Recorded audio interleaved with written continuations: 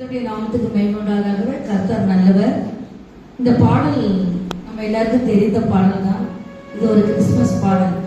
இருந்தாலும் நான் ஒவ்வொரு வருஷமும் இந்த பாடலை நான் பாடுவேன். இந்த போன வாரம் நான் கிராமத்துக்கு போனாலும் நான் பாடவில்லை.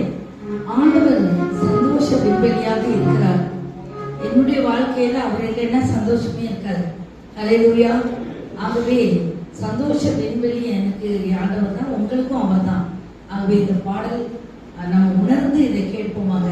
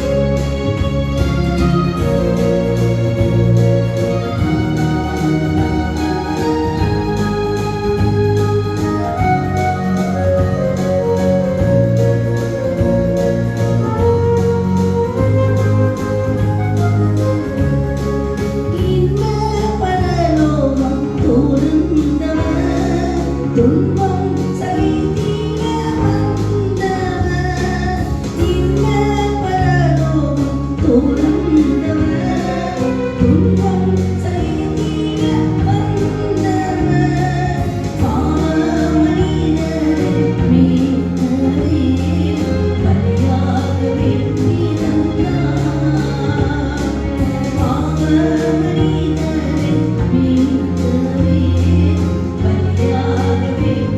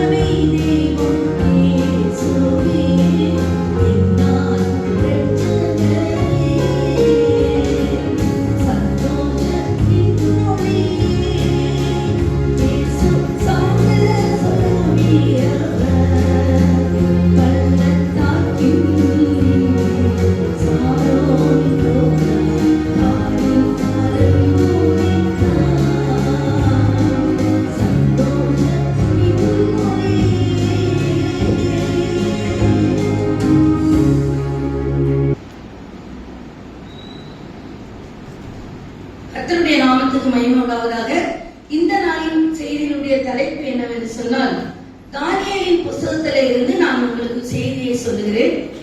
ஏன் இதை எடுத்துறேன்னு சொன்னா, நான் இப்பொழுது தானியேலை 12ஆம் அதிகாரத்தை இன்னைக்கு படிச்சேன். தானியேல் அதிகாரத்தை படித்து முடிக்க போகிறேன். ஆகவே இந்த தானியேல் ஒரு விசேஷமான ஒரு மனிதன். தானியேலின் புத்தகம் ஒரு விசேஷமான ஒரு புஸ்தகம். சில நேரத்துல அது எனக்கே விளங்கல. நிறைய காரியங்கள் 1000 வருட அரசாட்சியை குறித்து, நியாய தீர்ப்பை குறித்து, ஆளுடைய வருகை குறித்து எல்லாம் அது எழுதியிருக்கிறது. கொஞ்சம் கஷ்டமான ஒரு புஸ்தகமாக இடையில இருந்தாலும் கூட ஒரு ஆசீர்வாதமான ஒரு புஸ்தகம் அதுதான். அருமையானவர்களே, அவங்க இந்த தானியேலை படிக்கும் போது தானியேலுடைய குணங்கள் என்னை மிகவும் மீண்டுமாக கவர்ந்தது. அதுல 1% கூட நம்ம வளரலையேன்னு சொல்லி நான் ரொம்ப ஃபீல் பண்ணேன் அவனுடைய குணங்கள். ஆகவே தானியேலின் காரியம் ஜெயமாக இருந்தது என்று சொல்லி தானியேல் 6ஆம் அதிகாரம் 28ஆம் வசனத்திலே ஒரு வாசித்து முடித்தேன். 6ஆம் அதிகாரத்தை படிக்கும் போது தானியேலின் காரியமோ ஜெயமாக இருந்தது. இன்னைக்கு நம்ம இதுதான் என்னுடைய செய்தி முன்பதாக நம்ம ஜெபிப்போம்.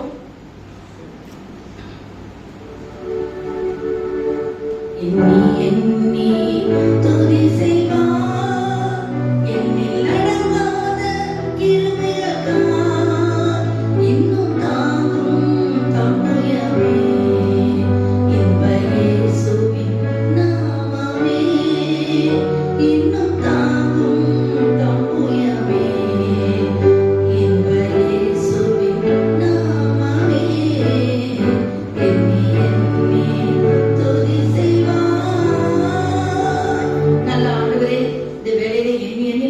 செய்வார். நீர் டிசம்பர் மாதம் தொடங்கினீர், ஜனவரி மாதத்தை தொடங்கின, டிசம்பர் மாதத்தை முடிக்க எங்களுக்கு உதவி செய்திருக்கிறீர். இப்பொழுது கூட உங்களுடைய வார்த்தையை கேட்க நாங்கள் வந்திருக்கிறோம். நீர் பேசும் நாங்கள் கேட்கிறோம். இயேசுவின் நாமத்தை கெட்டுக்கூடாடி கேட்கிறோம் அன்புள்ள தகப்பனே, ஆமென். நம்ம ஜனவரி மாதத்தை தொடங்கணும். 12வது மாதம். இன்னும் அடுத்த வாரம் ஒரு வாரம் வந்தா முடிஞ்சிருக்கு. நாளைக்கு கிறிஸ்துமஸ் பண்டிகையை கொண்டாட போகிறோம். ஆனா நம்முடைய வாழ்க்கையில நீங்க நினைச்சு பாருங்களேன், எல்லாமே ஜெயமா இருந்ததா? இல்ல, தோல்வி. சிலர் சொல்லுவாங்க, நான் பொண்ணை தொட்டா கூட மண்ணாயிடும். ஒரு அம்மா சொல்லுது, என் கைராசி மேடம், நான் பிறந்த நேரம் மேடம். அப்படிலாம் இல்ல, பிறந்த நேரமும் இல்ல, கைராசியும் இல்ல. எதை தொட்டாலும் வெற்றியும் ஜெயமும் தேவனுடைய கரத்துலதான் இருக்கிறது. ஆண்டவர் ஆசீர்வதிக்கிறவர். பாஸ்டர் கூட இந்த மாத்திர அழகான ஒரு வசனத்தை கொடுத்தார், உங்கள் துக்கம் சந்தோஷமாக மாறும் சொல்லி. ஆகவே ஆண்டவர் நம்மை சந்தோஷமாக வைத்திருக்க விரும்புகிறார். வெற்றியின் வாழ்க்கையிலே வாழ விரும்புகிறார். இந்த தானியேல் என்கிற ஒரு மனிதனுடைய வாழ்க்கையை குறித்து பார்க்க இருக்கிறோம். அவனுடைய வாழ்க்கையில் வெற்றி, ஏன் தோல்வி இல்லை, வெற்றி வந்தது, ஜெயமா இருந்தது. ஜெயம், அவன் எதை செய்தாலும் அவன் ஜெயமா இருந்தது என்று பார்க்கிறோம். அவன் எப்படிப்பட்டவன் என்று பார்க்கும்போது தானியேல் 2 ராஜாக்கள் 24ஆம் அதிகாரம், யாராவது ஒருவர் 16ஆம் வசனத்தை வாசிக்கலாம். 2 ராஜாக்கள் 24ஆம் அதிகாரம் 16ஆம் வசனம். இப்படியே பாபிலோன் ராஜா பராக்கிரமசாலிகளான மனுஷரான 7000 பேரையும் தச்சரும் கொல்லருமாகிய 1000 பேரையும் யுத்தம் பண்ணத்தக்க பலசாலிகளையும் பாபிலோனுக்கு சிறைப்பிடித்து கொண்டு போனான். அல்லேலூயா. அதாவது எருசலேம் பிடிபட்டு விட்டது பாபிலோன் அரசனால். அப்போ பாபிலோன் அரசன் பிடிபட்ட உடனே, பாபிலோன் அரசனால் பிடிபட்ட உடனே அவங்க என்ன செய்தார்? அவர் ஆலயத்தை உடைச்சாரு, எல்லா பொருளையும் தூக்கிட்டு போயிட்டாரு. அக்கினிமான் ரொம்ப எல்லாத்தையும் விட்டுட்டாங்க. ஒன்லி பூனர், குருடர், பிச்சைக்காரர், நொண்டி நொறுகளை மட்டும் அந்த தேசத்துல விட்டுட்டு அதுலயும் எல்லாரையும் சிறைப்பிடிச்சு போனார். ஆனா அதுல அவர் என்ன செய்தார்? நல்ல படிச்சவங்க, ஐஏஎஸ், ஐபிஎஸ், இன்ஜினியர்ஸ், பெரிய டாக்டர்ஸ் அப்படி சொல்றோம் பாருங்க. அந்த மாதிரி படிச்சவங்க, பலசாலிகளை, யுத்தத்துல பெரிய பெரிய ராணுவ மேஜர், ஜெனரல், அவங்களை எல்லாம் கூட பெரிய பெரிய ராணுவ வீரர்களை அவங்களை அவர் தெரிந்து கொண்டார். நல்ல பலசாலிகள். இவன் இவனால முடியும், எந்த வேலையும் சாதிக்க முடியுங்கிற நல்ல ஆட்களை, பலம் உள்ளவங்களை, நல்ல சிறப்பு வாய்ந்தவங்க, ஞானம் உள்ளவங்களை, ரொம்ப அறிவுள்ள ஆட்கள் அவன் கண்டுபிடிச்சவங்களை எல்லாம் கூட்டிக் கொண்டு சிறையில வைக்காதபடி அவருடைய அரண்மனையிலே கொண்டு வைத்து விட்டார். இது உண்மையான ஒரு சரித்திரம். அவனுடைய அரண்மனையில வைத்து 3 வருடங்கள் அவங்களுக்கு நல்ல சாப்பாடு கொடுக்கணும், நான் சாப்பிடுகிற சாப்பாடையே அவங்களுக்கு கொடுக்கணும் அப்படின்னு சொல்லி எல்லாரையும் நல்லா வச்சு, அதன் பிறகு அவங்களுடைய வேலைக்கு அவங்களை யூஸ் பண்ணிக்கலாம், அவங்களுடைய காரியங்களை எல்லாம் சொல்லி கொடுப்பாங்களோ என்னமோ தெரியாது. ஏதோ 3 வருஷம் அவங்க அதுக்கு ட்ரைனிங் பீரியட் மாதிரி அவங்க அவங்களை எல்லாம் வச்சாங்க. அதுல ஒரு 4 பேர் நமக்கு தெரியும், சாத்ராக், மேஷக், ஆபேத்நேகோ, தானியேல். இந்த 4 பேரும் அரண்மனைக்கு உள்ளே நல்ல முக்கியமான ஆளுகளோட வச்சுட்டு இவங்க 4 பேரையும் கவனிச்சுட்டாங்க.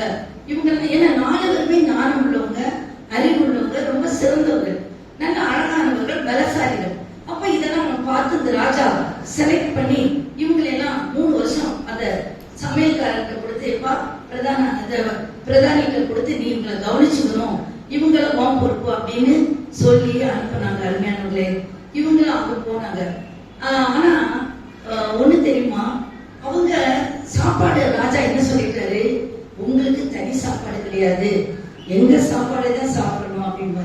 எங்க பாஸ்டர் கூட சொல்லுவார், பைபிள் காலேஜ் அவங்களுக்கு தெரியும், பைபிள் காலேஜுக்கு ஒரு சாப்பாடு, எங்களுக்கு ஒரு சாப்பாடு கூடாது, நம்ம என்ன சாப்பிடுறோமோ அதை தான் கொடுக்கணும் பாரு. அதுக்கு நல்ல குணம் தான். ஏன்னா பிள்ளைங்க நாங்க இன்னும் சொல்ல போனா அவங்க தான் நல்லா சாப்பிடுவாங்க, நாங்க வயசானவங்க ஏதோ சாப்பிடுவோம்.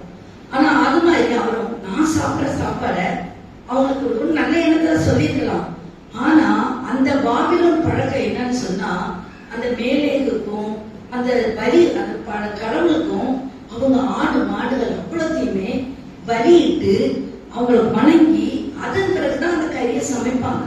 இது இந்த தானியேலுடைய நண்பர்களுக்கு தெரியும், இந்த கூட்டணிக்கு இது ரொம்பவே தெரியும். ஆனா இவங்க எல்லாம் சேர்ந்து பேசிட்டு என்ன பண்ணாங்க, நம்ம என்ன நினைக்கிறோம், சரி நம்ம ஃபாரின்ல வந்துட்டோம், வெளிநாட்டுல வந்துருக்கிறோம், சாப்பிடுறாங்க, நமக்கு என்ன பண்ண முடியும், அவங்க தர சாப்பாட்டை நம்ம சாப்பிடணும்னு இருக்கல. அவங்க என்ன பண்ணாங்க, அதை நம்ம சாப்பிடக்கூடாது, அந்த விக்கிறதுக்கு படைச்சதை சாப்பிடக்கூடாது. நீங்க கூட சாப்பிடும்போது சாப்பிட மாட்டாங்களோ தெரியாது. பைபிள்ல எல்லாரும் தங்களுக்கான வசனங்களை எடுத்துக்கிறாங்க. விக்கிரகத்தை படைச்சத ஸ்தோத்திரத்தோடு சாப்பிட்டாலும் ஒண்ணும் இல்லை, சாப்பிட்டாலும் நமக்கு ஒண்ணும் செய்யாது, நம்மளும் ஒண்ணும் அஃபெக்ட் பண்ணாது. ஆனா ஒரு வைராக்கியம் தான் நமக்கு. நான் ஆண்டவரை ஏற்றுக்கொண்ட புஸ்தகம் சாப்பிட்டா தப்பு கிடையாது, அதனால நம்ம நரகத்துக்கு போக மாட்டோம். ஆனா நான் ஒரு பொறுத்த நான் வைராக்கியமா பண்ணிட்டேன், அன்னைக்குன்னு செஞ்சா கூட நான் சாப்பிட மாட்டேன். ஹல்லேலூயா. எங்க வீட்டுல வேலை செய்யலாமா, அம்மா இது உங்களுக்கு வைக்காம தனியா கொண்டு வச்சிருப்பேன், ஆனா நான் வாங்கி பண்ண சொல்லுவேன், நான் சாப்பிட மாட்டேன். நான் என்ன பொறுத்தனை பண்ணிருக்கேன், நீ நாளைக்கு 2 நாள் கழிச்சு செய், அப்ப நான் சாப்பிடுறேன் அப்படின்னு. அதுக்கு ஒரு வைராக்கியம் தான். ஆகவே இவங்க அங்க சாப்பிட்டுருக்கலாம், அவங்களுக்கு ஒன்றும் பிரச்சனை இல்லை, ஆனா வைராக்கியமா அதை சாப்பிட மாட்டேன்னு சொல்லி அவங்க ஒரு வைராக்கியமா இருந்தாங்க. அவங்களுடைய தானியேலுடைய காரியத்துல பார்த்தோம்னு சொன்னா உறுதியான ஒரு தீர்மானம் எடுக்கிறவங்களா இருந்தாங்க. தானியேல் 4 பேர் எடுத்தாங்க, அதுல தானியேல் பத்தி உறுதியான தீர்மானம். அப்போ நம்ம அதை சாப்பிடக்கூடாது அப்படின்னு சொல்லி இருந்ததுனால அவங்க பாத்தீங்கன்னு சொன்னா, ஐயோ உங்களுக்கு பருப்பும் அதுவும் இதுவும் கொடுத்தா நீங்க என்ன பண்ணுவீங்க, ஒல்லியா போயிருவீங்களே, புஷ்டியா இருக்கிறது இல்லை இல்லை, சோதித்து பாருங்க. 10 நாள் அவங்க சோதித்து பாக்குறாங்க. எல்லாரோட இந்த 4 பேரும் திறசாலிகளாக பலசாலிகளாக இருந்தாங்க. இதுல ஒண்ணு தெரியுங்க, நம்ம என்னதான் சத்தா சாப்பிட்டாலும் என்னதான் நல்லா சாப்பிட்டாலும் நமக்கு வருகிற பலன் யார் தருகிறாரு, ஏசாமி தான். நம்ம பிள்ளைகளுக்கு எதை கொடுத்தாலும் இயேசு ரத்தத்தினால இந்த பிள்ளைகளை நம்ம ஜெபம் பண்ணி ஆண்டவர் சொல்றாரு, ஆண்டவர் சொல்றாரு, ஆண்டவர் தான் நமக்கு எல்லாம் சாப்பாடும் பலனும் ஜீவனுமா இருக்கிறார். ஆகவே இயேசுவின் ரத்தம் சொல்லி சொல்லி நம்ம சாப்பாடு கொடுக்க, நம்ம பிள்ளைகளை வளர்க்க, நம்ம வாழ நம்ம கற்றுக்கொள்ள வேண்டும். உறுதியான முதல் வசனம் என்னவென்று சொன்னால், உறுதியானவன். அவன் உறுதியாக இருந்தான். இந்த அதுக்கு முந்தின 3 மக்களை பத்தி உங்களுக்கு தெரியும். அவங்க உறுதியா இருந்தாங்க, பொற்சரியா கும்பிட மாட்டோம்னு சொல்லி அவங்க தீயில போட்டு படைத்துட்டாங்க. அது ஒரு கதை. ஆனா இந்த தானியேலை குறித்து பார்க்கும்போது அவன் உறுதியா இருந்தான். எதுல? அவன் ஒரு நல்ல மனிதனாக இருந்தான். ஆனா அவனுக்கு மேல பொறாம வந்துச்சு. பொறாம வந்த உடனே இவனை எப்படியாவது குற்றம் சாட்டணும் அப்படின்னு சொல்லிட்டு என்ன பண்ணுகிறார்கள் அவர்கள், இவனை எப்படியாவது குற்றம் கண்டுபிடிக்கணும்னு சொல்லி இவன் ஆண்டவர் தானியேலுடைய அதிகாரியான ராஜாவிடத்துல சொல்றாங்க, உங்களை தவிர இந்த தேசத்துல யாரையும் வணங்கக்கூடாது, ஒரு கட்டளை போடுங்க அப்படின்னு. ராஜாவுக்கு அதெல்லாம் தெரியல, ரொம்ப நல்லவர் தான். உடனே அந்த ராஜா சொல்றாரு, சரி ஒரு கட்டளை போட்டு தாக்கீது அதற்கு போட்டாங்க. ஆனா போட்டா கூட இந்த தானியல் என்ன செய்யறான்? அவன் அது தெரிஞ்சும் என்ன செய்யறான்? வழக்கம் போல ஜெபம் பண்ணா அவனை சிங்க கபியில போட்டாங்க. அப்போ அவன் அதை தெரிஞ்சு என்ன செய்யறான்? தன்னை எடுத்த தீர்மானத்துல உறுதியாக இருந்தான் என்று பார்க்கிறோம். அப்போ உறுதியாக நமக்கு இருக்கணும். நம்ம கிறிஸ்தவங்க ஆத்துல ஒரு காலு சேத்துல ஒரு காலு இருக்கக்கூடாது. உறுதியா இருக்கணும். நம்ம கல்வாரி மக்களை எனக்கு பிடிக்கும், நீங்க எல்லாம் உறுதியா இருப்பீங்க, நல்லா இருப்பீங்க. ஆனா அப்படி இப்படி இருக்கக்கூடாது. அதுக்கும் சேர்ந்துக்கணும், இதுக்கும் போய்க்கணும், அங்க ஒரு வேஷம் போட்டுக்கணும், இங்க ஒரு வேஷம் போடணும், அப்படிலாம் இருக்கக்கூடாது. உறுதியா இருக்கணும். நம்ம ஆண்டவருடைய பிள்ளைங்க எல்லாத்துலயும் ஆண்டவர் பிள்ளை சொல்றாரு. இந்துக்கள் இடத்துல இந்துக்களா போறோம், அந்த ஆராதனையில கலந்துப்போம், இந்த இதுக்கு போயிடுவோம், அந்த காணிக்கை செலுத்திப்போம், அந்த விரதம் இருந்துப்போம். அப்படி நீங்க யாரும் இருக்கிறது இல்ல. ஆனா அது தவறு. உறுதியா இருக்கணும். கடவுளுடைய காரியத்துல நானே வழியும் சத்தியமும் ஜீவனுமா இருக்கிறேன்னு ஆண்டவர் சொல்றாரு. அந்த ஆண்டவரை நம்பி ஆண்டவருடைய காரியத்துல உறுதியாக இருக்கும்போது தேவன் நம்மை ஆசீர்வதிக்கிறார். நாங்க இந்துக்களாக இருந்தோம், அடிக்கடி இதை சொல்வேன், இந்துக்களாக இருந்தோம், ஐயப்ப பக்தர்களாக இருந்தோம். எங்க வீட்டுல நாங்க தற்கொலைக்கு எங்க அம்மா போகும்போது இயேசுசாமி என்ற வசனம் எங்க அம்மாவை தொட்டது. அதன் மூலமாக நாங்க 7 பிள்ளைகளும் அது பெரிய சாட்சி. 9 பேரும் ஒன்றின் பின் ஒன்றாக ஆண்டவரை நாங்க ஏற்றுக்கொண்டு ஞானஸ்நானம் எடுத்தோம். நாங்க 5 பேர் இந்த ஊழியத்துல ஆண்டவருடைய ஊழியத்தை செய்து கொண்டிருக்கிறோம். கர்த்தர் எங்களை பயன்படுத்துறாருன்னு சொன்னா எங்க வைராக்கியமும் உறுதியும் தான். நாங்க இந்த ஆண்டவரை ஏற்றுக்கொண்டதுல இருந்து ஒரு நாளும் நாங்க விக்கிரக ஆராதனையை நாங்க செய்தது இல்லை. அந்த கூட்டங்களுக்கு கூட நாங்க போனதில்லை. நாங்க எதையும் செய்ய சாஸ்திரம் பார்த்தது கிடையாது. எங்க அம்மா இது வரைக்கும் ஒரு குறி பார்த்தது கிடையாது. ஒரு சாஸ்திரம் பார்க்க மாட்டாங்க. ஒரு அம்மா வந்தாங்க, விதவை வந்தாங்க. அப்போ நாங்க கிளம்புறோம் எதுக்கோ கல்யாணத்துக்கு. உடனே எங்க கூட வந்தவங்க இருங்க அந்த அம்மா போனதும் நம்ம போகலாம். எங்க அம்மா சொன்னாங்க அப்படியெல்லாம் செய்யக்கூடாது. அவங்களுக்கு வாங்கம்மா, அவங்களும் ஒதுங்காதீங்க வாங்க அப்படின்னா. அப்படி அந்த மாதிரி பூனை வந்தது, கொது வந்தது, அது செய்யக்கூடாது. நம்ம விக்கிரக வணக்கத்துக்கு அதுல எடுக்க மாட்டேன்னு உறுதியா இருக்கணும். இந்த மாதிரி நிறைய காரியங்கள் பைபிள்ல நிறைய காரியங்களை ஆண்டவர் நமக்கு கற்றுக் கொடுக்கிறார். ஞாயிற்றுக்கிழமை கட்டாயம் என்ன வந்தாலும் வருவோன்னு உறுதியான தீர்மானம் அதுவே எடுக்க மாட்டோம். நம்ம இது நெருப்புல போட்ட நம்ம நிலைமை இருப்போம். அப்படி தீர்மானம் உறுதியா இருக்கணும். ஆண்டவர் யோபு சொல்றார், என்ன வந்தாலும் நம்புவேன், யார் கைவிட்டாலும் பின் செல்வேன் அப்படின்னு யோபு சொல்றார். என்னை கொண்டு போட்டாலும் அவர் மீது நம்பிக்கையா இருக்கிறேன். அதெல்லாம் ஒரு உறுதியான தீர்மானம். அருமையானவர்களே, உறுதியா இருக்கணும். உறுதியா தீர்மானம் இருக்கும்போது ஆண்டவர் நிச்சயமாக காப்பாற்றப்படுகிறார் என்று பார்க்கிறோம். இந்த ஸ்ட்ராங், அதாவது சொல்லுவாங்க நமக்கு ஸ்ட்ராங் கிறிஸ்டியனா இருக்கணும். சும்மா நோட்டா கிறிஸ்டியனா இருக்கக்கூடாது, ஸ்ட்ராங் கிறிஸ்டியனா இருக்கணும். நம்ம பேச்சு நல்லா பேசலாம் அப்படி இப்படின்னா, நம்முடைய வீட்டுல நம்முடைய செயல்பாட்டுல நமக்கு கஷ்டம் வரும்போது, துன்பம் வரும்போது தான் தெரியும். ஒரு மழை புயல் வரும்போதுதான் ஒரு மரம் அசையும் பாருங்க. அப்பதான் அது உள்ள போய் போய் போய் வேறு உள்ள போய் ஸ்ட்ராங்கா இருக்கும். ஆகவே வாழ்க்கையில நமக்கு துன்பங்கள் கஷ்டங்கள் வரும்போது உறுதியா இருக்கும். ஒரு சின்ன கதையை சொல்லி அடுத்தது போகிறேன். அதாவது உண்மையா நடந்தது. அது வெளிநாட்டுல ஒரு சின்ன சபை தான். அந்த பாஸ்டர் ஆண்டவரை குரல் வைராக்கியமா பேசுவார். ஆண்டவரை மறுதளிக்க கூடாதுன்னு அன்னைக்கு ரொம்ப ஸ்ட்ராங்கா பேசினாராம். என்ன துன்பம் வந்தாலும் யாரும் கைவிடக்கூடாதுன்னு எல்லாரும் கரங்களை தூக்கி ஒப்பு கொடுத்தாங்களாம். சரின்னு எல்லாம் சந்தோஷமா இருந்ததா, கண்ணீரோட எல்லாரும் ஜெபித்து அப்படி போனாங்க. ஆனா பாருங்க, அடுத்த வாரம் ஆராதனை நடந்து கொண்டிருக்கும் போது முகமூடி போட்டு ஒரு கொள்ளைக்காரன் வந்துட்டான். ஒரு கொள்ளைக்காரன் திருடனா யாரும் தெரியாது வந்துட்டான். வந்த உடனே இவங்க எல்லாம் துப்பாக்கி வேற வச்சிருக்கான். அவங்க ஒரு படத்தை வச்சிருக்கான். அந்த படத்துல இயேசுநாதர் போட்டோ இருக்கு. எல்லாரும் கதவை பூட்டிட்டாங்க. கதவை பூட்டிட்ட உடனே இன்னும் கையில துப்பாக்கி எதுவும் இல்லை. ஆனா இதெல்லாம் எல்லாரும் அமைதியா இருக்குன்னு சொன்னாங்க. ஒருத்தர வாங்க, உங்களுக்கு ஒண்ணும் இல்லை, இந்த இயேசுநாதர் எனக்கு வேண்டாம்னு சொல்லி துப்பிட்டு போயிடுங்க அந்த போட்டோல, உங்களை விட்டுறேன் அப்படின்னு சொன்னாங்க. உடனே எல்லாம் யோசிச்சுதான் ஒவ்வொருத்தரும் சின்ன பிள்ளைங்கள இருந்து பெரியவங்க வர எல்லாருமே அழுது அழுது அழுது அவங்க என்ன நினைச்சாங்க, சரி இப்ப நம்மளை சுற்றுவாங்க, செஞ்சிடலாம், அப்புறம் போய் ஆண்டவர்கிட்ட மன்னிப்பு கேட்டுடலாம் அப்படின்னு எச்சு துப்பிட்டு எல்லாரும் அந்த வழியா 2 பேரும் அந்த நேரம் விட்டாங்க. கடைசியில பாதிரியார் கூட துப்பிட்டு போயிட்டாரு. நீங்க உடனே பாஸ்டர்மா அப்படி செய்வாங்களான்னு நினைக்கிறீங்க, செய்யவே மாட்டேன். உயிரே போனாலும் சுற்றுன்னு சொல்லிடுது. ஹல்லேலூயா. ஆனா அந்த கதைக்கு உண்மையா நடந்தது. அந்த பாஸ்டர் அப்படி அவர் கூட துப்பிட்டு என்ன செய்தாரு, போயிட்டார். கடைசியா அந்த ஒரு பொண்ணு, அந்த ஒரு சின்ன குழந்தை நின்றுட்டே இருந்தான். அதில் வந்து துப்பிட்டு போமா அப்படின்னு சொல்லி துப்பாக்கி வச்சுட்டு அது சொல்லிச்சான், அங்கிள் இந்த ஆண்டவர் வந்து எனக்கு ஒரு தீமை கூட செய்யல, நான் என்ன பேசினாலும் அவர் எனக்கு செய்யறாரு, இன்னைக்கு கூட அவர்கிட்ட நான் ஜெபிச்சுட்டு தான் வந்தேன், அதனால அவரை நான் துப்பவே மாட்டேன் அப்படின்னு சொல்லிட்டு அந்த ஷால் மாதிரி போட்டதை கலட்டி அந்த எச்சலை என்ன பண்ணிச்சான், தொலைச்சிட்டு நீங்க என்ன சொல்றதா இருந்தா சுட்டுருங்கன்னு. ஹல்லேலூயா.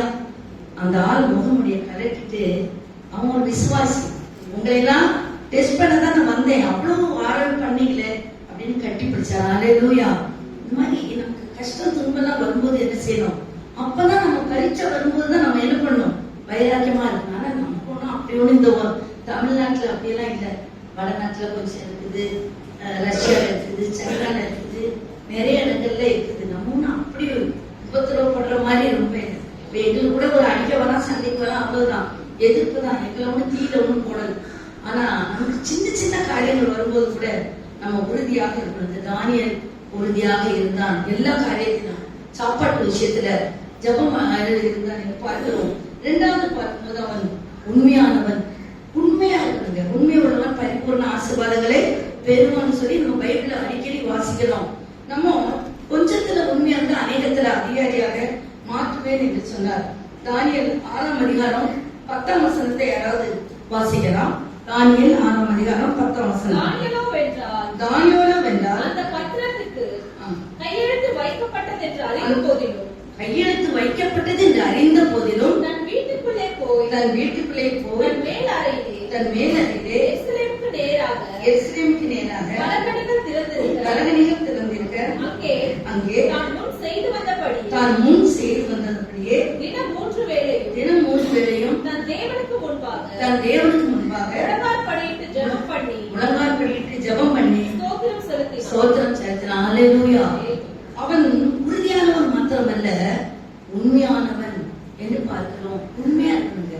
உண்மைனா என்னது, வியாபாரத்துல மட்டும் இல்ல, ஆபீஸ்ல மட்டும் இல்ல, ஆண்டவரை வணங்குகிற காரியத்துல கூட உண்மையா இருக்கணும். இந்த தானியேல் 3 வேளையும் ஜெபிக்கிற மனுஷன். அவன் பலசாலி மாத்திரமல்ல, படிச்சவன் மாத்திரமல்ல, அவன் பெரிய ஆள் மட்டும் இல்ல, அவன் சின்ன வயசுல இருந்தே ஜெபிக்க அவங்க தாய் கற்றுக் கொடுத்திருக்கிறாங்க. 3 வேளையும் ஜெபிப்பான். நான் வந்து அதுல சொல்ல முடியாது, காலையில ஜெபிப்பேன், நைட்டு ஜெபிப்பேன். ஆனா அந்த நடுவுல வந்து ஜெபிச்சுட்டே வேலை செய்வேன்.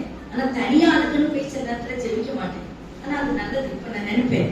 ஆனா இந்த யூதர்களுடைய பழக்கம் அது.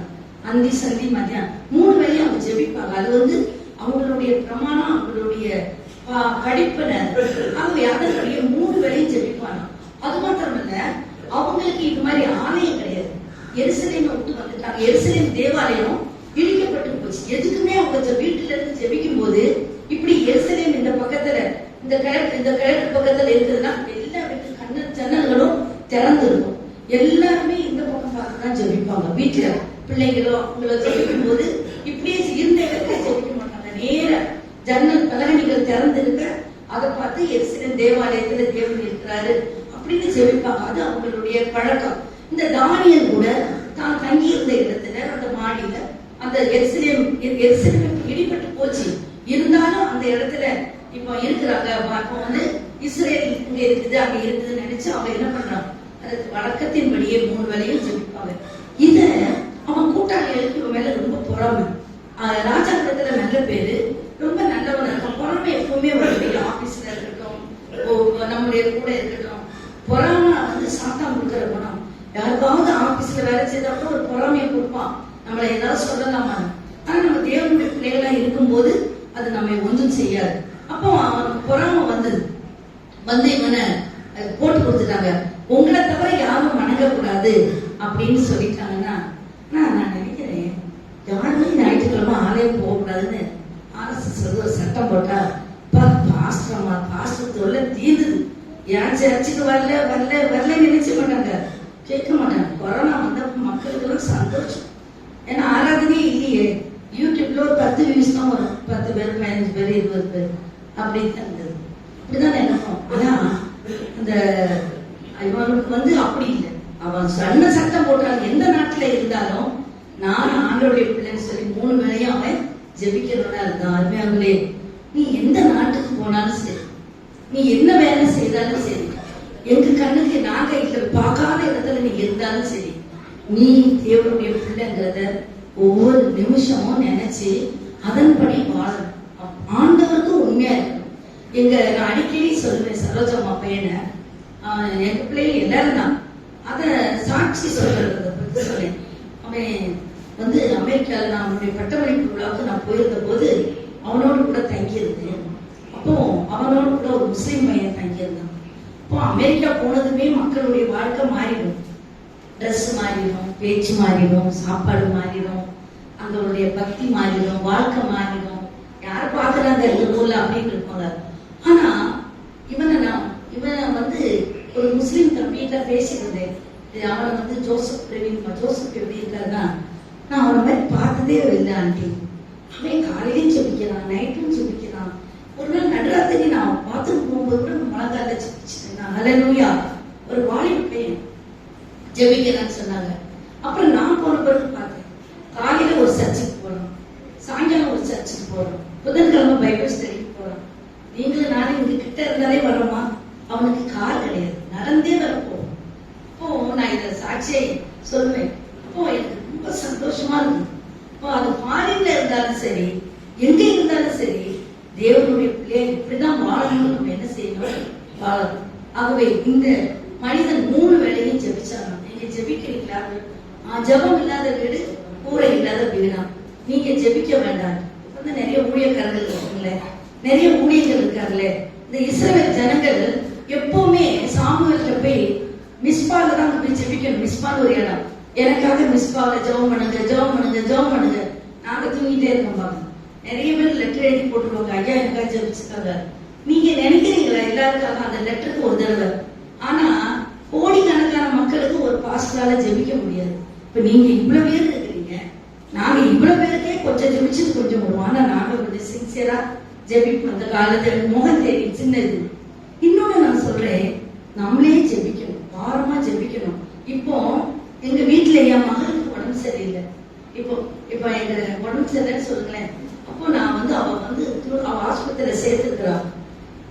நீங்க எல்லாத்துக்கும் நான் ஜெபம் பண்ண சொல்லிட்டேன். ஆனா உங்க ஜெபத்துக்கும் என் ஜெபத்துக்கும் கொஞ்சம் வித்தியாசம் இருக்கு. நீங்க என்ன பண்ணுவீங்க? ஏசப்பா, பாஸ்டர்மா பொண்ணுக்கு நல்ல சுகத்தை கொடுங்க, அற்புதம் செய்யுங்கன்னு சொல்லுவீங்க. எல்லாரும் ஜெபிக்கணும் தான். ஆனா நான் என்ன சொல்லுவேன்? ஆண்டவரே என் மகளுக்கு சுகம் கொடுங்க, அவ்வளவுதான். நீங்க கொடுக்காம விட மாட்டேன் அப்படின்னு ஒரு வாரத்தோட, ஒரு பாசத்தோட, ஒரு உறுதியோட நம்ம ஜெபிப்போம். ஆகவே ஜெபம் நம்மளே பண்ண கத்துக்கணும். நம்ம பிள்ளைங்க அவங்களே பண்ணணும். ஜெபம் நல்லா பண்ணணும்.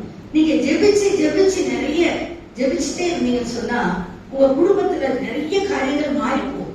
இருள் நீங்கி போகும், கஷ்டங்கள் நீங்கி போகும், தோல்வி வெற்றியாகும், எல்லா காரியங்களையும் மாற்றும். ஆண்டவர் சொல்றாரு, ஜெபம் காரியங்களையும் மாற்றும், ஜெபம் கண்ணீரை துடைக்கும், ஜெபம் வியாதியை போகும், ஜெபம் எல்லாம் செய்யும்.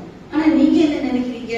10 பேருக்கு காணிக்கை கொடுத்து 10 சபைக்கு போய் 10 ஊழியக்காரங்க செஞ்சிடலாம்னு சொல்ல வேண்டாம். நீங்க ஒரு சபையில இருந்து, நீங்க அந்த சபைக்கு உண்மையா இருந்து நீங்களே ஜெபித்தா உங்களுக்கு எல்லாம் நடக்கும். அருமையானவர்களே, உறுதியாக இருக்கணும், உண்மையாக இருக்கணும். இந்த தானியேல் உண்மை உள்ளவனாக இருந்தான் என்று பார்க்கிறோம்.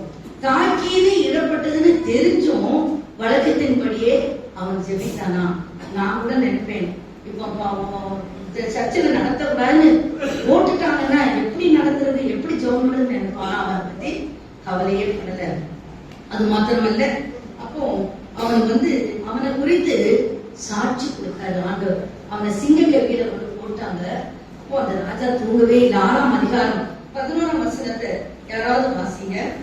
அப்பொழுது அந்த மனுஷர் கூட்டம் கூடி தானியேல் தன் தேவனுக்கு முன்பாக ஜெபம் பண்ணி விண்ணப்பம் செய்கிறதை கண்டார்கள். பாருங்க, அந்த கூட்டம் கூடி பாக்குறாங்க. அப்போ சரி, ஜன்னலையாவது அடைச்சிட்டு பண்ணிருக்கலாம் ரகசியமா. வழக்கத்தின்படியே அவன் பண்ணான். அப்போ ராஜா கிட்ட சொல்லிட்டாங்க. ராஜாவும் என்ன சொல்லுங்க, அன்னைக்கு முழுசு தூங்கல, நீங்க போய் படிச்சீங்கன்னா நல்ல மனுஷனாச்சு, நானே இந்த காரியத்தை சேர்த்து ஏன் இப்படி முத்திரை போட்டேன் அப்படின்னு சொல்லி ரொம்ப அவர் யோசிச்சுட்டே இருக்கிறாரு. ஆனா என்ன நடந்தது?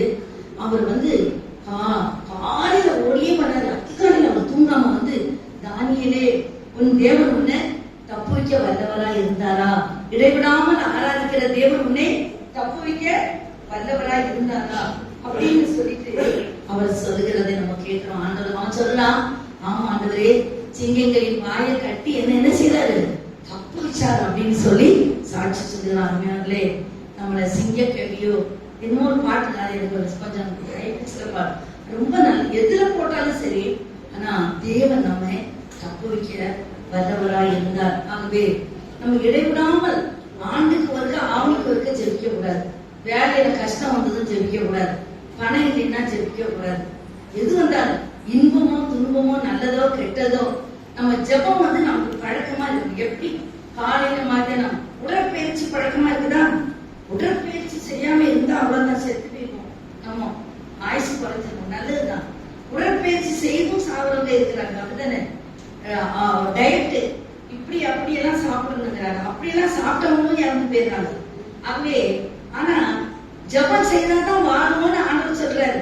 நீ ஜபத்தை செய்ய, நீ எந்த தப்பு அதுக்காக அப்படின்னா வாழணும்னு சொல்ல. ஜபம் பண்ணணும், காலேஜ் பண்ணணும், நைட்டு பண்ணணும், குடும்ப ஜபம் பண்ணணும், பிள்ளைகளோட பண்ணணும், வெளியே போயா ஜபம் பண்ணிட்டு போ, எல்லாத்துக்கும் ஜபம் பண்ணு, சர்ச்சில் ஜபம் வச்சா பண்ணணும், அப்படி இப்படி நிறைய இருக்கு. ஆனா ஜபம் நமக்கு மூச்சாக இருக்க வேண்டாம். ஜபம் தான் கிறிஸ்தவனுக்கு ஒரு ஆயுதம். ஆகவே இந்த தானியேல் நல்ல பலசாலியாக இருந்தாலும், அவன் பக்தி உள்ளவனாக இருந்தான்.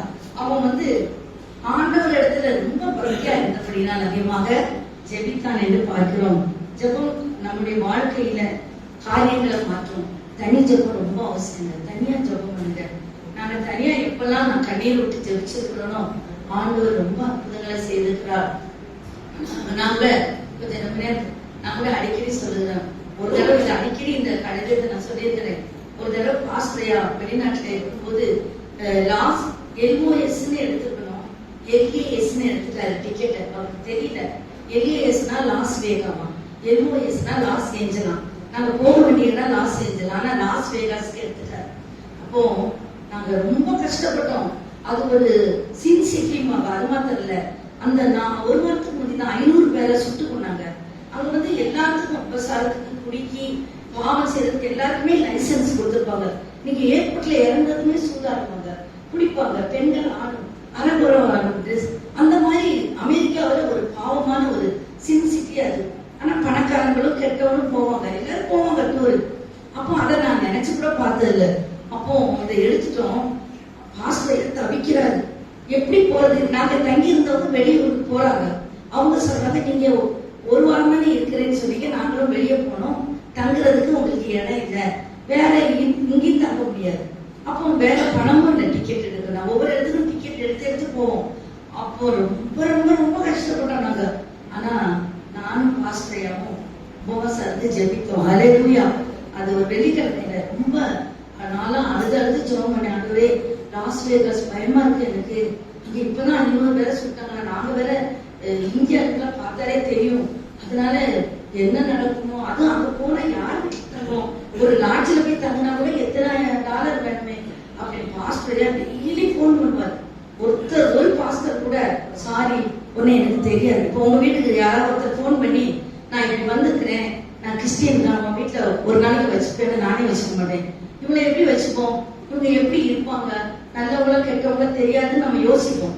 அப்போ எந்த பாஸ்டர் இல்ல சாரி இருக்காங்க. ஆனா ஒரு பாஸ்டர் அந்த வெள்ளிக்கிழமை அதிகமா கண்ணீரோடு நாங்க ஜெபித்தேன். நாங்க ஜெபித்தது பதில் அன்னைக்கு அந்த வெள்ளிக்கிழமையில அந்த பாஸ்டரையா ஒருத்தர் எடுத்த போது, அப்படியா ஏன் நீ எடுத்த அப்படின்னு கேட்டது. அவர் சொல்லுவாரு, நான் தெரியாம எடுத்து தப்பு பண்ணிட்டேன் அப்படின்னு இங்கிலீஷ்ல சொன்னார். அப்போ அந்த பாஸ்டர் சொன்னாரா, இல்ல இது தப்பு கிடையாது, இது ஆண்டவருடைய செயல் தான், நீ ஏர்போர்ட்ல வா, நான் அங்க நிக்கிறேன், கொஞ்சம் கூட்டிட்டு போனேன். ஹல்லேலூயா. யாரு என்னன்னே தெரியாது. அப்படிப்பட்ட இடத்துல ஜெபம் காரியங்களை மாட்டுச்சு. அதன் பிறகு நீங்க பாத்தீங்கன்னா அமெரிக்காலே இருந்தா கூட நீங்க லாஸ் வேகாஸ் ஒரு வாரம் அப்படி பார்க்க முடியாது. ஹல்லேலூயா. அவ்வளவு ஒரு எங்களுக்கு மட்டுமே ஒரு $1000 ஒவ்வொருத்தருக்கும் ஆயிருக்கும். அங்க ஒரு அம்மா இருந்தாங்க, பாஸ்டருடைய ஒய்ஃப், பாஸ்டர் இறந்துட்டாரு. அவங்களுக்கு பொழுதுபோக்கு, கார் பெரிய கார் வச்சிருக்காங்க. எனக்கு கார் இருக்கு, நம்ம எல்லா இடமும் லாஸ் வேகாஸ் முழுசும் கூட்டிட்டு போறேன்னு சொல்லி இரவும் பகலும் எங்களை கூட்டிட்டு போனாங்க. 3 சர்ச்சில் அரேஞ்ச் பண்ணி ஆடணும், பேசணும், பெரிய காரியங்களை செய்தார். இது எனக்கு மட்டும் இல்லை, சின்ன காரியம் தான். ஜபத்தை பத்தி நான் எழுதணும்னா ஒரு புக்கே எழுதலாம் உங்களுக்கு சாட்சியா. பொய் சாட்சியில, உண்மையான சாட்சியில. இப்படி ஜபம் காரியங்களை மாற்றும். அது அருமையானவர்களே, நம்ம ஜெபிக்கிற பழக்கம் இருக்கணும். ஆகவேதான் நம்ம பாடல் கூட பாடுவோம். என்ன செய்யறோம்? ஜபம் எப்பவுமே நம்ம என்ன செய்யணும்? சோறாமல் ஜெபிக்கணும், சோறாமல் ஜெபிக்கணும். எந்த ஜெப வேலை உண்மை தேடி வந்து நம்ம பாடுறோமா, நம்ம உண்மையிலே ஜெபிக்கிறோமா? ஆகவே அவன் உறுதியானவனா இருந்தான். ஆண்டவருடைய காரியங்கள்ல உறுதியாக இருந்தான். ஆண்டவருடைய காரியங்கள் உண்மையா இருந்தான். எந்த காரியங்கள்ல? ஜெபிக்கிறதுல உண்மையாக இருந்தான். இந்த பாடலை பாடி 3வது சோறாமல் ஜெபித்திட ஜெபாவி வந்தாருமே, தடையாவும் அகற்றிடுமே, தயவு செய்து உன் பாதம் வந்தோ, உம்மோடு உறவாட என்னாலும் கிருபை செய்யும், தடையாவும் அகற்றிடுமே, தயவு செய்து உன் பாதம் வந்தே, எந்தன் ஜெப வேளை உம்மை தேடி வந்தேன். தேவா பதில் தாருமே, எந்தன் கோட்டை, எந்தன் தஞ்சம் நிறை உம்மை நான் நாடி வந்தேன். எந்தன் கோட்டை, எந்தன் தஞ்சம் நிறை உம்மை நான் நாடி வந்தேன். தானியேல் உண்மை உள்ளவன், தானியேல் உறுதியானவன். அது மாத்திரமல்ல, தானியேல் உதவி செய்தவன். நாம் தானியேல் 2ஆம் அதிகாரம் 49 வாசித்து முடிப்போம். தானியேல் 2ஆம் அதிகாரம் 49. தானியேல் ராஜாவை வேண்டிக் கொண்டதின் பேரில் அவன் சாத்ராக்கையும், மேஷாக்கையும், ஆபேத்நேகோவையும் பாபிலோன் மாகாணத்து காரியங்களில் விசாரிக்கும்படி வைத்தான். தானியேல் என்றால் ராஜாவின் பொருள் மண்டபத்தில் இருந்தான். அல்லேலூயா. அதற்கு முன்பதாக ஒரு காரியத்தை, அந்த ஜெபம் பண்ற அந்த சிங்கக்கவியில போட்ட காரியத்தை சொல்ல ஒன்றை மறந்து விட்டேன். அவனை சிங்கக்கவியில போடும்போது தானியேலுக்கு வயது 80. அல்லேலூயா. எப்படி எழுதியிருக்குதான்னு கேட்பீங்க. இல்ல, நேபுகாத்நேச்சார் வந்தார், பெல்சாத்சார் வந்தாரு, அப்புறம் தரியு ராஜா வந்தார். இப்படியாக இந்த ராஜாக்களுடைய காலங்களை எல்லாம் பார்க்கும்போது 80 வயது தானியேலுக்கு. வாலிப வயதுல பாபிலோனுக்கு வந்தான்.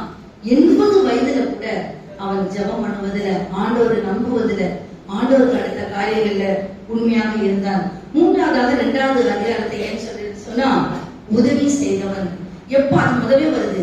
அவன் ஒரு ராஜாவுக்கு ஒரு சொப்பனத்தை சொல்லுகிறான். அவங்களுக்கு எல்லாம் தெரியும். அந்த சொப்பனத்துக்கு அர்த்தம் சொன்ன உடனே இந்த தானியேலை பெரிய அதிகாரிய பொதுமண்டபத்துல வைத்து விட்டார்.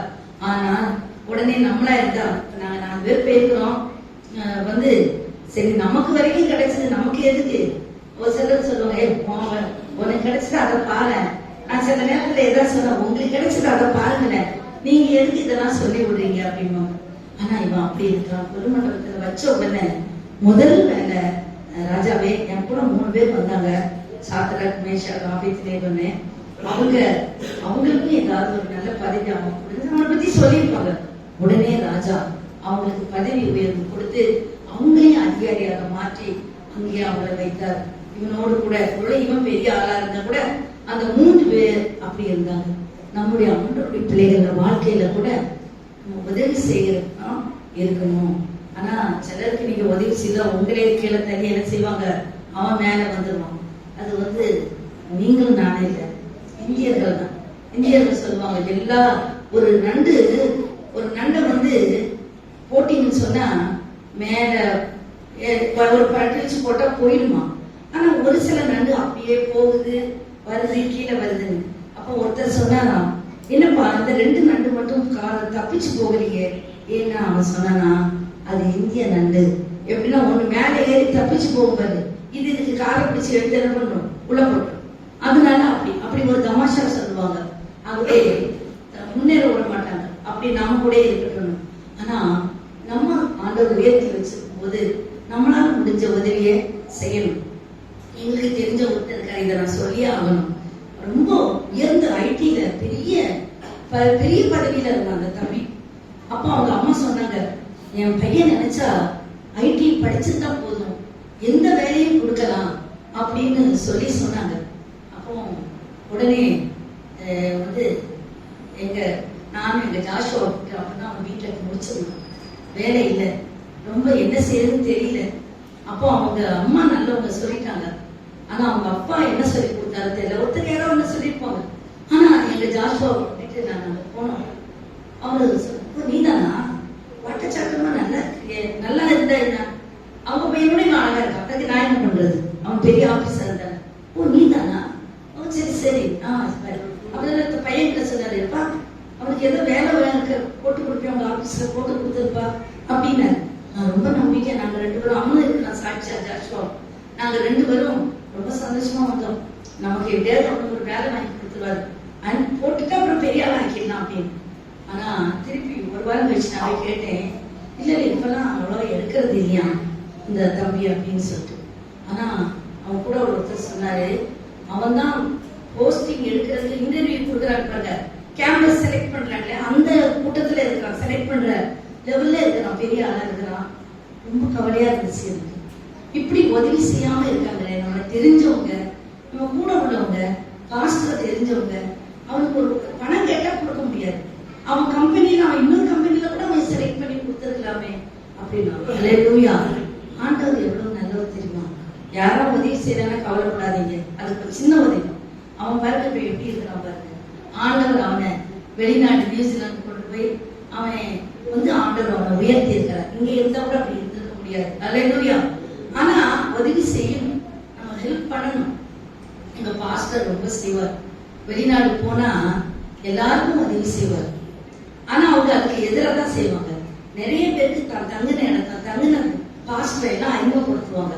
ஆனா அந்த பாஸ்டருக்கு அங்க போயிட்டு அப்புறம் எங்களுடைய உதவியை நிறுத்திடுவாங்க. அப்படிலாம் நடந்துருக்கு. ஆனா கூட அவங்க உதவி செய்வாங்க. அதனால நமக்கு தப்பு இல்லை. நாங்க இன்னைக்கு வரைக்கும் ஆண்டவர் எங்க கூட இருக்கிறார். உதவி செய்யணும், நமக்கு நம்மளால உதவி செய்யணும். அப்ப இந்த கிறிஸ்துமஸ் காலங்கள்ல ஏழை எளியவர்களுக்கு உதவி செய்யணும். நீங்க தனித்தனியா செய்யணும். இந்த பெட்டியில ஒரு 100 ரூபாய், நீங்க 100 பேர் 100 ரூபாய் கொடுத்தா 10,000 ரூபாய். அப்போ அது ஒரு 20 விதை 30 விதைகளுக்கு நம்ம ஒரு 139 சபை இருக்கு நமக்கு. அப்போ ஒவ்வொருத்தரும் லிஸ்ட் கொடுத்துருக்காங்க. நாங்க வந்து ஒரு கிட்டத்தட்ட 1000 சாரி எடுக்கணும். ஒரு தொழுநோயாளிகள் 80 பேர் இருக்கிறாங்க. அந்த 80 பேருக்கும் உணவுப் பொருட்கள்லாம் கொடுக்கணும். இன்னொன்னு ஒரு தாழ்ந்த ஜாதி சொல்லுவாங்க, அந்த மக்களுக்கு, ஏழை மக்களுக்கு 26 குடும்பம். இப்படி நிறைய நீங்க எல்லாரும் ஒரு 100 ரூபாய் கிறிஸ்துமஸ் காணிக்க நீங்க உதவி செய்யணும். நிறைய கொடுக்கணும்னு நான் சொல்லல. ஆனா அந்த குணம் நமக்கு இருக்கு. வாங்குகிறதை பார்க்கலாம், கொடுக்கிறதே எனக்கே பத்தலைன்னு சொல்லக்கூடாது. நமக்கு வந்து என்னைக்குமே நிறைய நமக்கு இருக்கு. நம்ம கொடுக்க உதார குணம் உள்ள ஆத்மா செழிக்கும். நம்ம வாங்குறத பார்த்து கொடுக்கணும். தரிசனமிக்க சபையார் தரித்திரமானவங்க, ஆனா கூட கொடுக்கறதுல அந்த மக்கள் தான் இருந்தாங்க. ஆண்டவர் உன்னை மேன்மையா வச்சிருக்கும் போது உனக்கு என்ன உதவி செய்ய முடியும் அதை நீ செய். உன்னால ஜெபிக்கிற உதவியை செய், கொடுக்கிற உதவியை செய், ஏதாவது வேலை இருக்குதா செய். அப்படி நம்ம என்ன செய்யறதுனால உதவி செய்யணும். நம்ம பலத்தை, நம்ம சுகத்தை, நம்முடைய காரியங்களை, நம்முடைய சக்தியை அதெல்லாம் கூட நம்ம செய்யலாம். நம்மளுக்கு என்னன்னு போகக்கூடாது. அந்த சமாரியன் வந்து அந்த ஒரு இடத்துல ஒரு திருடன் வந்து குத்துவீரா கிடக்கும் போது ஆசாரியன் தேவியன் எல்லாம் எனக்கே ஆயத்துக்கு வேலை இருக்குன்னு ஓடலாம். ஆனா நல்ல சமாரியன் என்ன செய்தான், இப்படி ஆச்சரிய சொல்லி உதவி செய்யறான். அவனை எடுத்து அவனுக்கு சத்தத்துல கொண்டு அனுப்புனான். அப்போ இப்படிப்பட்ட நம்ம கிறிஸ்தவங்களா இருக்கணும். நம்ம பக்கத்து வீட்டுல கூட என்னன்னு கேட்கணும், பொல்லாதவங்களா கூட இருப்பாங்க. அதுக்காக அவங்களை கூப்பிட்டு டெய்லி 3 வேளை சோறு தான் இங்கே இருக்கணுவாங்க அப்படி சொல்லல. நமக்கெல்லாம் நம்ம முடியாத உதவிய நம்மளால ஆன உதவி இந்த கிறிஸ்துமஸ் காலங்கள்ல நம்மளால ஆன உதவிய செய்யுங்க. நேற்று தினத்துல கூட யாரோ இருந்தாங்க, ஒரு அம்மா ஒரு விதவை தான் வந்தாங்க, ஏழை விதவை.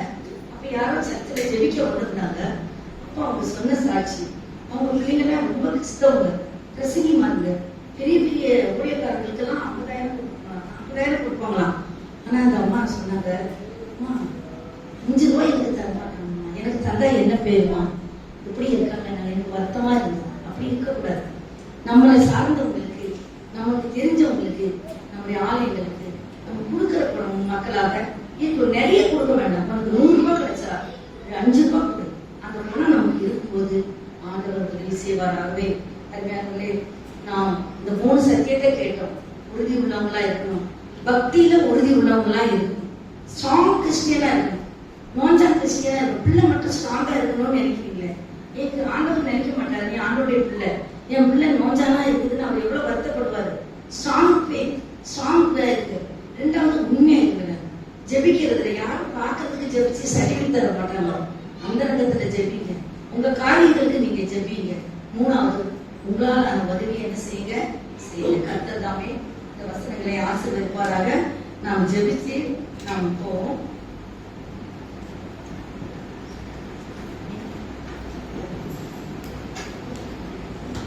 நாம் கண்களை மூடி நம்ம ஜெபிப்போம். ஆண்டவரை துதிக்க 1000 நாவுகள் இருந்தாலும் போராது. ஆகவே ஆண்டவர் நம்மோடு கூட இருக்கிறார். ஆண்டவர் உன்னோடு என்னோடு கூட இருக்கும்போது இந்த 3 காரியங்களையும் நாம் ஜெயிக்க முடியும். தானியேலின் காரியமோ ஜெயமாய் இருந்தது என்று பார்க்கிறோம். ஏனென்று சொன்னால் அவனிடத்திலே விசேஷ ஆவி இருந்தது என்று 6ஆம் அதிகாரம் அதிலே பார்க்கிறோம். இது மாத்திரமல்ல, அவன் தேவனுக்கு பிரியமானவன் என்று அவன் ஜெபிக்கும் போதே அவனுக்கு பதில் வந்தது என்று நாம் பார்க்கிறோம். ஆகவே ஆண்டவருக்கு பிரியமாக ஆண்டவருடைய விசேஷ ஆவி மேலே இருக்கும்போது எப்பொழுதுமே இன்பம் தான். 1000 நாவுகள் போதுமா அற்புதம் புகழ் பாடிட. 1000 நாவுகள் போதுமா அற்புதம் புகழ் பாடிட. அளவில் அடங்கா சோத்திரங்கள் அழிமை வாயும் வந்திடுதே. அளவில் அடங்கா சோத்திரங்கள் அழிமை வாயிலும் வந்திடுதே. இன்பம் இன்பம் எண்ணில் அடங்கா எண்ணிக்கையாம் இன்பம் இன்பம் எண்ணில் அடங்கா எண்ணிக்கையாம் பேரின்பம். நல்ல ஆண்டவரே, நீர் என்னுடைய வாழ்க்கையிலே இருந்தால், உம்முடைய சித்தத்தின்படி நடந்தால், உம்முடைய சொற்படி நாங்கள் வாழ்ந்தோம் என்றால் எப்பொழுதுமே இன்பம் தான் சுவாமி. உம்முடைய அருள் எப்பொழுதுமே எனக்கும் எங்களுக்கும் கிடைக்கும். அருமையான என்னுடைய கல்வாரி மக்கள் உம்முடைய அருளை பெற்றவர்களாக, உம்முடைய இன்பத்தை அனுபவிக்கிறவர்களாக, அநேக பேருக்கு உதவி செய்யற அளவுக்கு வசதி உள்ளவர்களாக, அவர்களை பெரிய அதிகாரிகளாக, பெரிய காரியங்களாக அவர்களை மாற்றும். இந்த ஆண்டவரே, சிறுமதியை பயப்படாதே, நான் உன்னோடு கூட இருக்கிறேன்னு சொன்ன ஆண்டவர் எங்கள் கல்வாரியில் உள்ள மக்கள் ஒவ்வொருவரோடு கூட இருந்து அவர்களை ஆசீர்வதித்து வழி நடத்தும். இயேசுவின் நாமத்தில் வேண்டுகிறோம் தகப்பனே. ஆமென்.